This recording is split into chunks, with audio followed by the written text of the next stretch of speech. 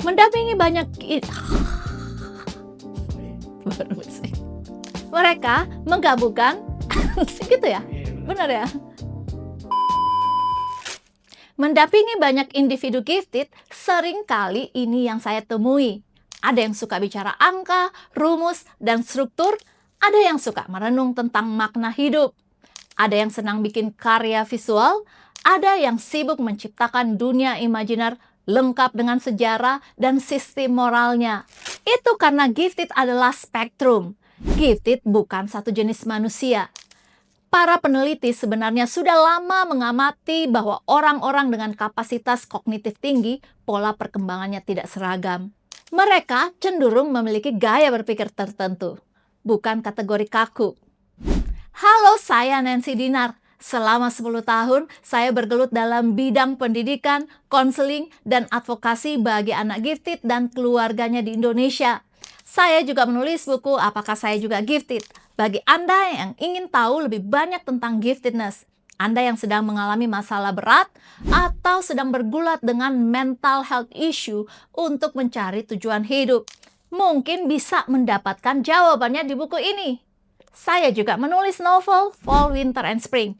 Kisah tentang bagaimana seseorang menemukan di balik tragedi ada makna hidup yang sesungguhnya. Hari ini saya ingin mengajak Anda untuk mengenali 5 tipe gifted minds. Bukan untuk memberi label, tapi untuk memahami gimana mereka tumbuh. Pertama, the analytical mind adalah tipe gifted yang sangat dicintai oleh sistem pendidikan. Tipe yang membuat guru tenang, orang tua bangga, dan sekolah merasa, nah ini anak ideal. Mereka mencintai logika, struktur, kepastian. Kalau ada sesuatu yang tidak bisa dijelaskan dengan jelas, mereka akan terus bertanya, tidak berhenti sebelum masuk di akal mereka. Tokoh seperti Alan Turing atau John von Neumann seringkali dijadikan representasi dari pola ini. Cara berpikir yang sangat presisi, sangat sistematis, dan hampir seperti mesin. Cara berpikir mereka rapi, linear, efisien. Masalah datang, dianalisis, diselesaikan. Dan pola ini sudah terlihat sejak kecil.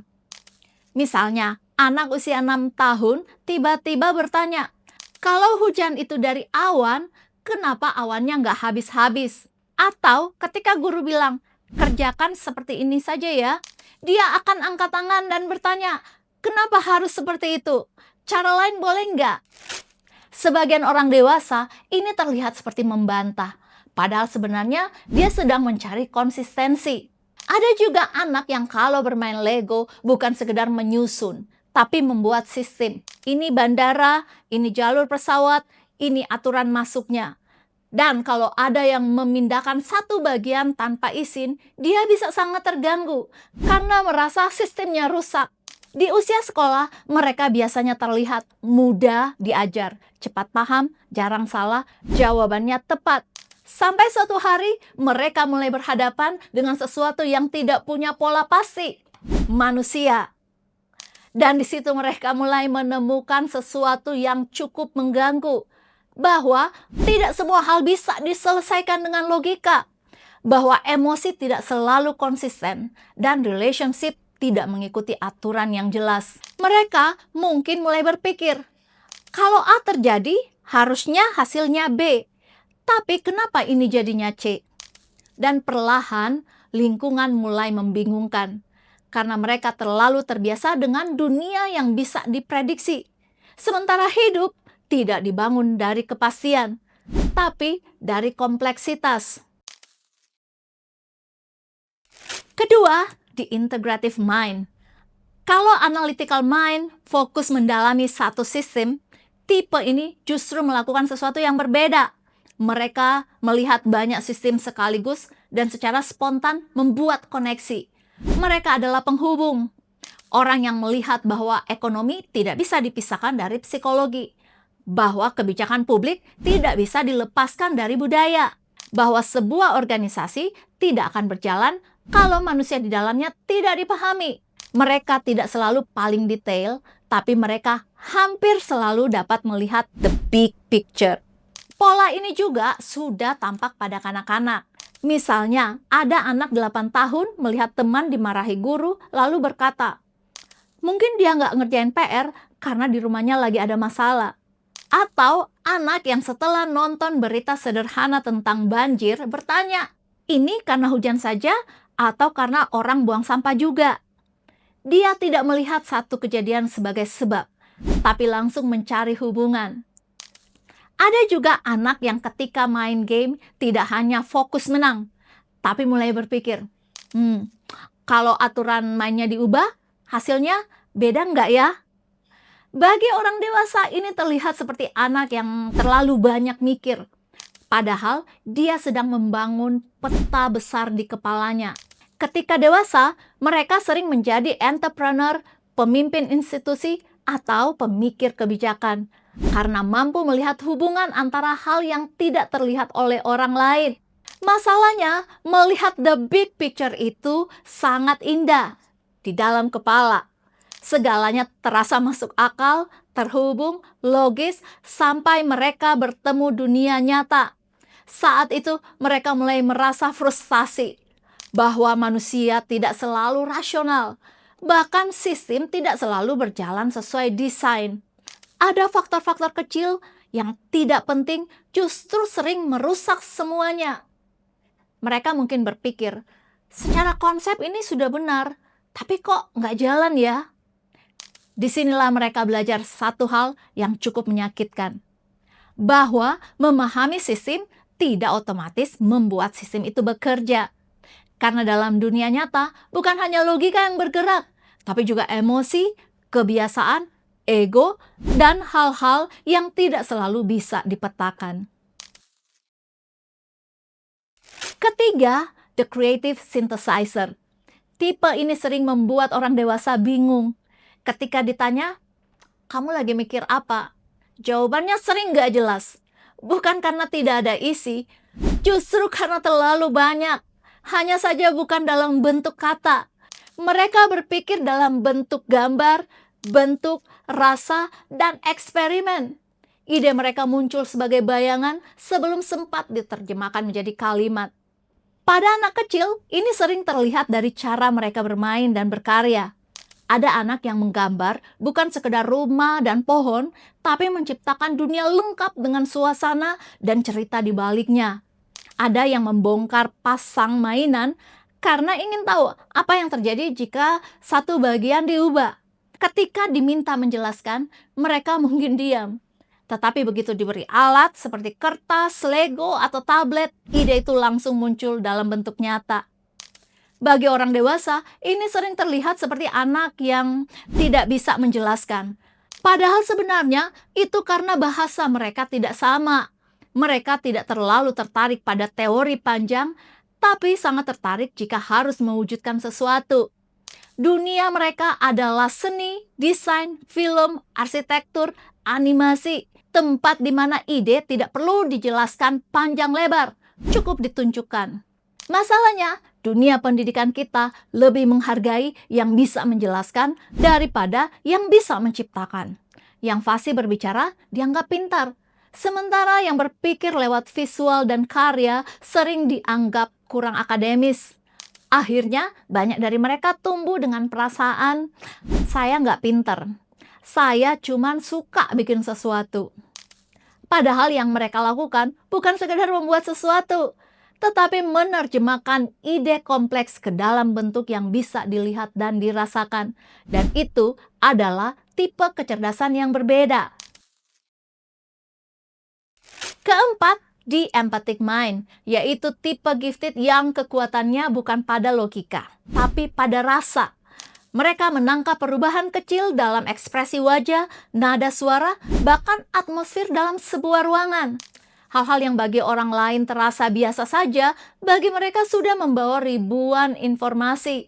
Sering mereka tahu ada sesuatu yang nggak beres sebelum orang lain menyadarinya. Pola ini juga biasanya sudah terlihat sejak kecil. Seorang anak yang tiba-tiba bertanya, "Mama lagi sedih ya?"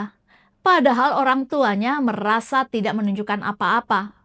Atau anak yang tidak nyaman berada di ruangan tertentu dan berkata, "Aku nggak suka tempat ini." tanpa bisa menjelaskan kenapa. Ada juga yang mudah tersentuh melihat orang lain diperlakukan tidak adil, bahkan untuk hal yang bagi orang dewasa terlihat sepele. Bagi sebagian orang ini terlihat seperti anak yang terlalu sensitif atau baperan. Padahal sebenarnya mereka memiliki sensitivitas emosional yang jauh lebih tinggi dan lebih akurat. Ketika dewasa, mereka sering tertarik pada dunia konseling, psikologi, kerja sosial, atau jalur spiritual. Mereka bisa menemani orang lain dalam luka, dalam kebingungan, dalam konflik batin, tanpa menghakimi atau menyederhanakan. Namun ada harga yang harus dibayar. Karena merasakan lebih banyak, berarti juga menanggung lebih banyak. Tanpa batasan yang sehat, mereka bisa hidup seperti sponge emosi, menyerap perasaan orang lain tanpa tahu mana yang milik dirinya sendiri, mana yang bukan. Dan jika tidak sadar, kelebihan ini bisa berubah menjadi kelelahan yang tidak terlihat. Dari luar, mereka tampak baik-baik saja, tapi di dalam penuh. Tanpa belajar mengelola sensitivitas itu, mereka bisa kehilangan energi karena terlalu banyak merasakan sesuatu. Ini adalah tipe yang paling jarang, yang sering tidak terdeteksi dan seringkali paling disalahpahami. Mereka tidak hanya berpikir atau mencipta, mereka membangun dunia.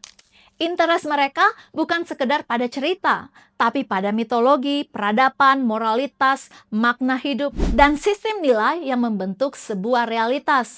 Mereka menggabungkan narasi, filosofi, estetika, dan struktur menjadi satu kesatuan. Tokoh seperti Plato, Friedrich Nietzsche, J.R.R. Tolkien, J.K. Rowling, James Cameron, Hideo Kojima sering dijadikan contoh pola pikir ini. Mereka bukan sekedar bercerita, tapi menciptakan kosmologi lengkap dengan aturan, sejarah, dan makna di dalamnya. Dari kanak-kanak, mereka tidak hanya mengarang cerita, tapi membuat dunia lengkap dengan peta, karakter, aturan, bahkan hukum moral. Saat bermain, bukan sekedar role play, tapi menciptakan sistem. Siapa memimpin? Bagaimana konflik terjadi, apa konsekuensi dari setiap keputusan. Dan ketika ditanya, ini ceritanya tentang apa, Nak? Jawabannya bisa panjang atau justru tidak bisa dijelaskan sama sekali. Karena yang ada di kepalanya bukan cerita linear, tapi satu dunia yang hidup. Bagi orang dewasa, ini sering terlihat seperti anak yang terlalu berimajinasi atau tidak realistis. Padahal sebenarnya mereka sedang membangun struktur kompleks yang belum punya tempat di dunia nyata. Dan disinilah tantangannya mulai muncul. Karena ketika dunia batin seseorang begitu kaya dan kompleks, dunia nyata sering terasa terlalu sederhana. Percakapan sehari-hari terasa dangkal. Interaksi sosial terasa melelahkan. Hal-hal yang dianggap penting oleh orang lain terasa kurang bermakna. Dan ketika mereka salah dipahami, itu bukan sekedar salah komunikasi. Rasanya seperti ada bagian dari dunia internal mereka yang direduksi. Tanpa lingkungan yang bisa memahami atau setidaknya menghargai kedalaman ini, mereka sering memilih diam. Bukan karena tidak ada yang harus dikatakan, tetapi karena terlalu banyak yang tidak bisa diterjemahkan. Pada akhirnya, 5 pola ini bukan buat melabeli diri. Ini juga bukan kuis, kamu tipe gifted apa. Ini lebih seperti peta kasar untuk memahami cara pikiran kita bekerja. Kapan kita merasa klik, dan kapan kita merasa aneh sendiri di tengah orang lain. Tanpa sadar, sering kita bermain di lingkungan yang nggak nyambung. Kayak nyetel channel yang salah, sinyalnya ada, tapi gambarnya buram. Kita juga perlu menemukan lingkungan yang bisa memahami. Karena bertemu satu orang saja yang benar-benar nyambung, itu rasanya seperti akhirnya pakai kacamata yang tepat setelah lama penglihatan kabur. Tiba-tiba semuanya lebih jelas. Bukan karena kita berubah, tapi karena akhirnya kita melihat dan dilihat dengan cara yang lebih pas.